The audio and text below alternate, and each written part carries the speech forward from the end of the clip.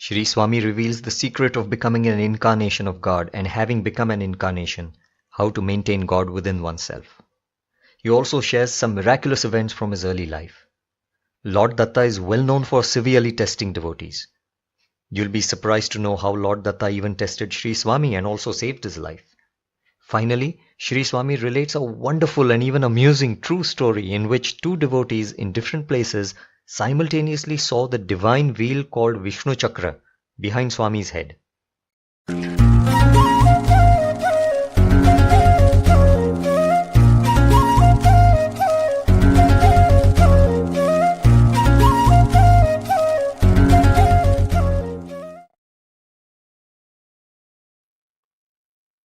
Requesting an incarnation for a miracle, January 10th, 2019. Shri Shashi Koparthi asked, how to connect with and experience you, Swami? In this age of Kali, choosing a guru is very difficult. As you said, many gurus like Satya Sai first did miracles to attract people and then imparted spiritual knowledge. I was looking for a living guru who can guide me. Can I get some miraculous experiences from a guru like you so that I can accept you as my guru? Shashi Koparthi.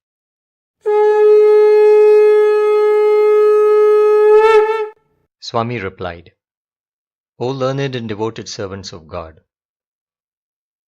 becoming an incarnation. I am just a human being like you without the slightest capability of doing any miracle. I happen to be the human being component of the human incarnation of God Datta, and this is only because he selected me for the purpose. His mission is the welfare of the world of devotees, which is achieved by spreading true spiritual knowledge. The essential qualification to become the human being component of the human incarnation is that one should never aspire for being selected by God for this purpose and attaining monism with God. This is the necessary qualification for the entry of God Datta into any human being. After becoming a human incarnation, a second qualification is necessary to maintain God within oneself throughout one's lifetime. This second qualification is that one should never allow the ego to grow when one is praised by devotees around.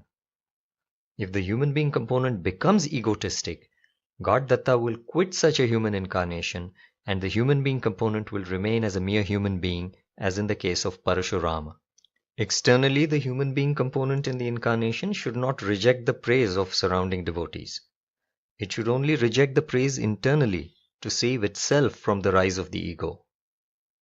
The reason for not rejecting devotees' praise externally is that it is necessary for the devotee of the human incarnation to have a monistic view of the human incarnation. The success of the devotee is in maintaining an unshakable faith that the human incarnation is identical with God. This is the true Advaita. If the devotee develops a dualistic view of the incarnation, that is, he or she thinks that the human incarnation is different from God, the devotee is lost. Hence, in the interest of the spiritual welfare of the devotee, the human incarnation has to keep silent on hearing the praise from the devotee. All that the incarnation can do is to keep a smile on the face. If the devotee adopts dualism towards the incarnation, it is a terrible loss for the devotee. Similarly, if the human being component of the incarnation adopts monism towards itself, the human being component faces a terrible loss since God quits it immediately. This is a very tricky and difficult situation of a reversible equilibrium between the human being component in a human incarnation and its sincere devotee. It is due to this tricky situation that Sri Paramahamsa said that he would prefer to be an ant and enjoy sugar rather than becoming the sugar and getting bitten by ants. God is like sugar and the devotees are like ants. So he meant that he would prefer to be a devotee rather than a human incarnation of God. The life and miracles of Swami. The owner of an institution selects a candidate for a job who is already trained in the required work. If a trained candidate is not available, then alone does he think of selecting an untrained candidate and giving him the necessary training. When an experienced candidate is available, the owner does not waste time in giving training to the inexperienced candidate. Similarly, if a devotee suitable for the specific divine program is available, God selects that devotee to become a human incarnation for the purpose of that specific divine program. I had a lot of interest in spiritual knowledge since childhood, perhaps due to some strong connection with spiritual knowledge from my previous births. I feel that God Datta selected me even while I was in the womb of my mother, because later upon growing up, I had heard from my mother that while she was pregnant with me, she would regularly see temples, mosques, churches, and Buddhistic shrines in her dreams. The dreams were an indication of my future divine program of universal spirituality. Another supporting miracle was that without studying Sanskrit from anybody, I became a deep scholar of Sanskrit scriptures and a poet in Sanskrit. I began composing verses in Sanskrit spontaneously. I wrote about 100 books in Sanskrit on the correlation of the commentaries of the three divine preachers Shankara, Ramanuja, and Madhva by the age of 16 years. Later, I became a professor in chemistry in a reputed engineering college in Vijayawada and worked for my livelihood while dedicating all my leisure time for God's work. I propagated divine spiritual knowledge in the form of my books to Sanskrit scholars who were extremely few in number. One day I performed a special worship to Lord Shiva, asking him to give me poverty and all sorts of difficulties so that I could progress fast spiritually. I asked this in spite of my heavy worldly responsibilities of having a large family. The kindest Lord sanctioned my prayer immediately. Later on, God Datta appeared as Shri Sathya Sai, another contemporary human incarnation of God, and asked me to propagate divine spiritual knowledge full-time. He promised me that he would take care of all my worldly problems. I left my job and entered this divine program full-time. A little while later, God Datta appeared to me at the holy place called Sri Shailam and merged in me. Just before merging into me, he conducted a severe test by asking me to jump from the top of the hill. He said this since I was singing a song composed by me, which says that I will even give up my life for him if he asks for it. I jumped from the top of the hill at once, but he quickly caught hold of me. I shared this brief background with you to reveal to you that I too am just a human being like you. Any human being has the chance of becoming a human incarnation if God selects him or her. Every person, including the human being component of the human incarnation, is only an ordinary human being. Everyone has the chance of becoming a human incarnation, and that chance is purely based on the will of the omniscient and omnipotent God alone. The human incarnation is not greater than the greatest devotee. In the incarnation, God Datta and the selected devoted soul merge perfectly like gold mixing homogeneously with copper to form an alloy. Here the invisible God is like gold and the visible human component is like copper. This is the case of monism. In the case of the greatest devotee, the invisible God remains closely associated with the visible human devotee. It is like a golden rod welded with a copper rod, which is the case of dualism. The excellent true spiritual knowledge radiated by the human incarnation comes only from the invisible God component and not from the visible human being component.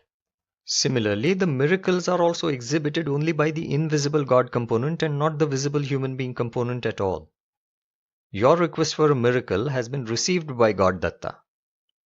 If he feels that it will help you in your spiritual progress, I am confident that he will accept your request. I am just a postman between God Datta and you. If a miracle is not going to be useful in your case, he will not respond to your request. When I started the propagation of spiritual knowledge, several miracles were shown by God Datta through me for about 2 to 3 years in order to overcome the starting trouble in the divine program and for picking up initial momentum. But slowly I found that the devotion of devotees shown towards me was only to exploit the divine miraculous powers for solving their worldly problems. This is not healthy for devotees. It increases their selfishness, which in turn opposes the divine grace from falling on them. So I submitted a special prayer to God Datta to stop the miracles, since the mission had already picked up some initial momentum by then. I prayed to him to do miracles only in the case of real devotees to help their spiritual progress. One day, Srimati K. Padmaram, a devotee from Ramachandrapuram, phoned me saying that I had not shown any miracle to her directly. I was in Vijayawada then. She requested me to show a miracle to somebody in Vijayawada at once and have that person call and reveal that divine experience to her. I scolded her over the phone for her foolish attraction to miracles and told her that even demons and devilish souls exhibit miracles after having gained miraculous powers from God through rigorous penance. I told her that the true spiritual knowledge alone is the identity mark of God, and it is true knowledge alone that gives the right direction to the soul in both the worldly path and the spiritual path. I did not know that God Datta had accepted her request. I came outside the house and was walking about in the front yard.